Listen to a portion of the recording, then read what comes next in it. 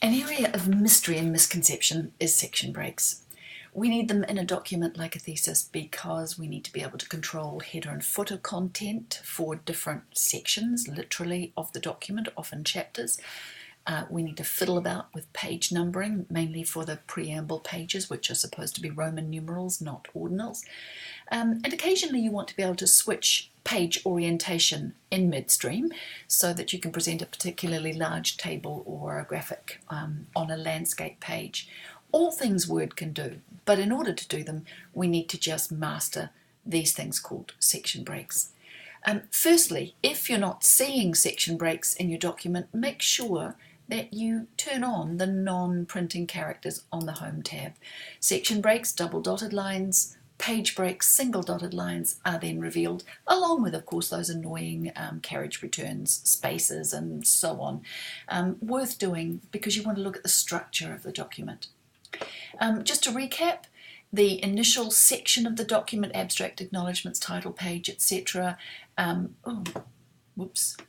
More transmission will resume, separated from the beginning of the document proper by a section break, which allows that portion of the document to be in Roman numerals.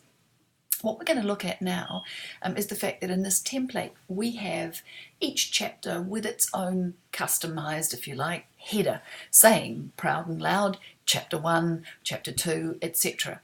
If you can skip that step, you will save yourself a little bit of effort. Either no header at all or a centered header that is generalized for the entire document.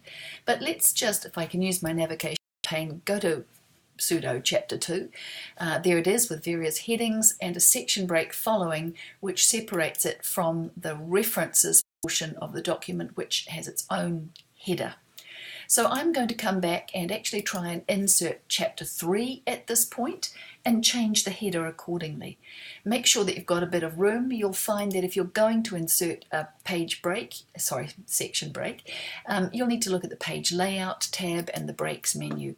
And here we have one of our section breaks, a standard next page section break.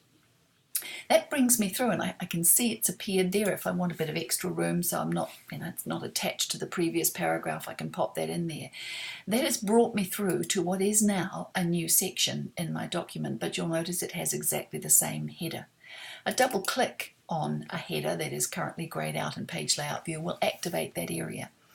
Once here, the key thing to remember is that most headers are linked to each other, as are indeed footers, for convenience. So if you have several sections within a chapter, those headers are generally connected and will all display the same chapter header, for example. But here I'm going to want to change chapter 2 to chapter 3 with attached text. If I don't break the link between this and the previous section, I'll find that changing chapter 3 will also change chapter 2. So wherever you see same as previous, you'll need to look at the contextual header and footer tools tab, and you'll notice the link to previous button selected. If you click that, effectively you will turn off the connection between these two headers, and you should now be able to change or edit the content for chapter 3, scintillating as you can see that it will be, without, if I just go to the previous section, having affected chapter 2's content. Once done, either use the close header and footer button or double click back on the document itself.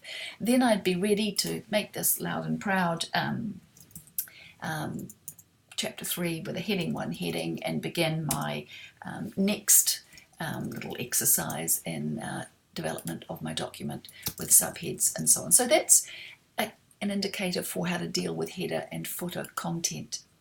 Because I've already got section breaks in this document, let's just quickly skip to a blank document where we wanted to look at the other very common use for section breaks, which is moving from a portrait to a landscape page.